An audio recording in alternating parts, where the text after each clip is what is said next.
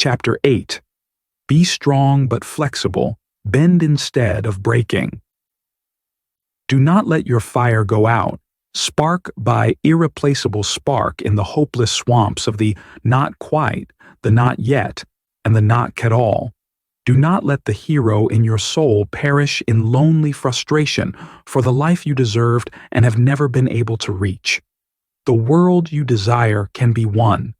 It exists. It is real. It is possible. It's yours. Ayn Rand, Atlas Shrugged. What does it mean to be a man? Specifically, to turn from a boy who lives with his mother in the world of women, the world of the feminine, of fun, of games, of play, and then transition into the masculine world with the men, responsibility, and work? The Spartans, some of the strongest, most revered male warriors throughout history, popularized in hit movies like 300, were renowned as the best warriors throughout time, even by 300 modern-day special forces, because of their unbelievable masculine training programs. At the young age of 7, a boy was taken from his mother and forced into the Agoge, a state-sponsored training regimen designed to mold boys into skilled warriors and moral citizens. The men would beat him and leave him naked with nothing but a crimson cloak to cover his naked flesh. They would teach the boy about living behind enemy lines. He would have to sleep on the ground, a simulation for living behind enemy lines, survive in the wilderness, and steal food from his own people to survive. If he was caught stealing, the shopkeeper or his victim was encouraged to beat him mercilessly. Such was the brutal warrior culture of the Spartans. The Spartans were strong men, and we still celebrate them today. We romanticize this male strength in movies like 300 that depict the famous Battle of Thermopylae, where 300 Spartans, King Leonidas's personal bodyguards, fought to their deaths in a narrow pass of terrain and supposedly killed an estimated 100,000 to 150,000 Persians. Ancient sources claim there were up to 1 million Persians, but what we know for sure is that there were many more Persians than Spartans. All 300 Spartans were slain in battle, which immortalized them in history for having a death before dishonor ethos. The Persian Emperor Xerxes was stalled enough at the Battle of Thermopylae to delay his Greek invasion. As a result, Sparta was able to mobilize a real army to fight off the Persians to defend their homeland. The Greeks had strong man stories of real strength. Marathons today are named after the Battle of Marathon, where one man, Phidippides, ran to Athens with the news of the great victory his people had over the Persians at Marathon. The distance he ran was about 26 miles, and he died after the run.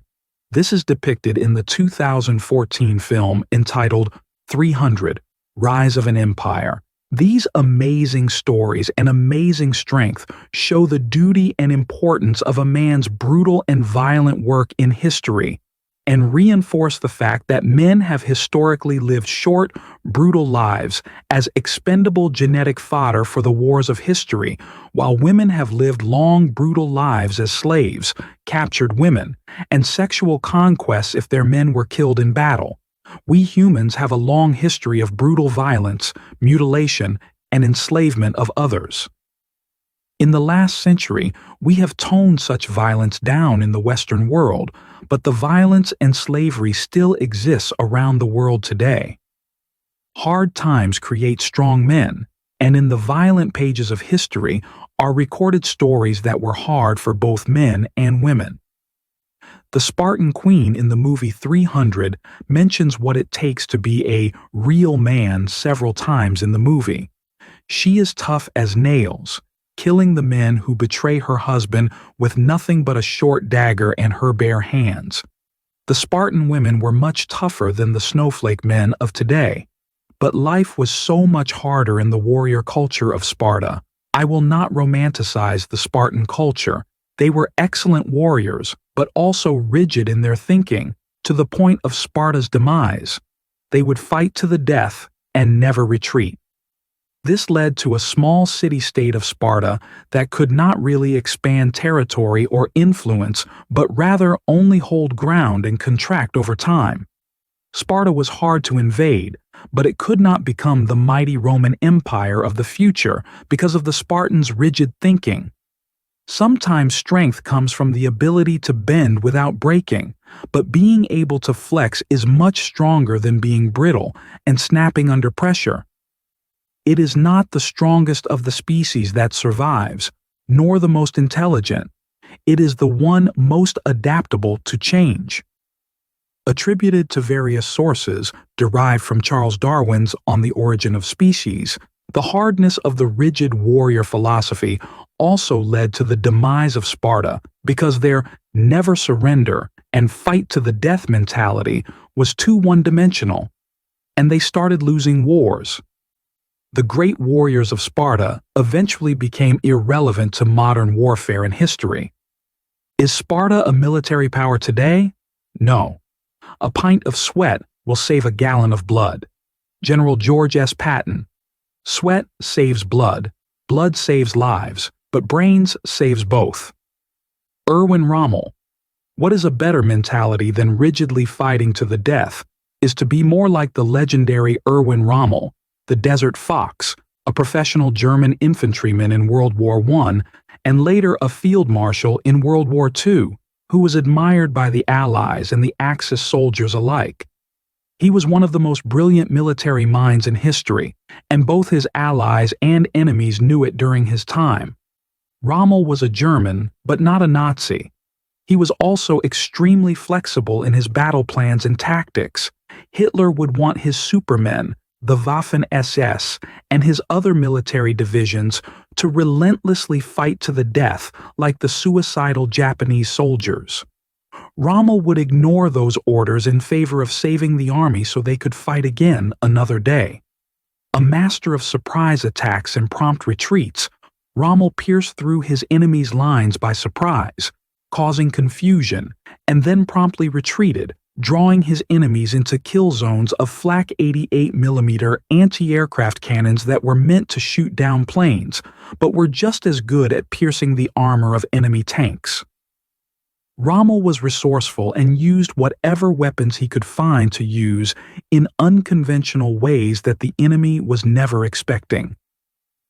The flak 88 cannons were designed to shoot fighter planes out of the sky and thus had tinted lenses, perfect for aiming into the sun or at the hot reflective sand in the desert, and shells that pierced enemy tanks perfectly. If an 88mm shell missed a tank, it would skip and bounce across the desert sand and mutilate forces that lay in the shell's wake. These weapons were so effective after Rommel prototyped them in the North African theater that flak 88 cannons became standard issue on the legendary German Panzer VI, the Tiger tank, the most feared tank of the war by the Allies. Not a single Tiger tank had its 10 centimeters of front armor pierced from the front in the entire war. The Germans lost most Tiger tanks to running out of fuel and abandoned more Tiger tanks than they lost in battle. The Tiger tank had a horrible fuel economy, approximately 2.75 gallons per mile. Rommel would push into enemy lines with surprise and deception. He even would make fake tanks of wood when Hitler would fail to send him enough material to fight the war. At one point in North Africa, Rommel had almost no tanks and a collection of Volkswagen cars instead. To intimidate his enemies, Rommel fashioned fake tank chassis out of wood and paraded his fake tanks in the distance of British camps and strongholds. The British would see an overwhelming number of tanks in the distance, kicking up huge clouds of sand and dust, which would terrify them into surrendering without a shot. In the art of war, the perfect warrior wins the fight without violence. Rommel embodies the skill of the perfect warrior. In battle and in life, it's much better to be resourceful and flexible in your thinking than to be rigid and one-dimensional. Be like Rommel instead of the Spartans. Both are manly, both do their jobs, But to be strong is also to have the ability to bend and change as the dynamics change. Both Hitler's forces and the Spartans were losers of history for being too rigid in their thinking and fighting to the death. Both groups of warriors were incredibly strong and were the best of their time.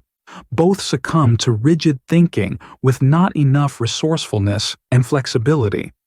If Rommel were in charge of German forces in World War II instead of Adolf Hitler, who believed his own insane ideas and was borderline delusional, America and the rest of the world would be speaking German instead of English today,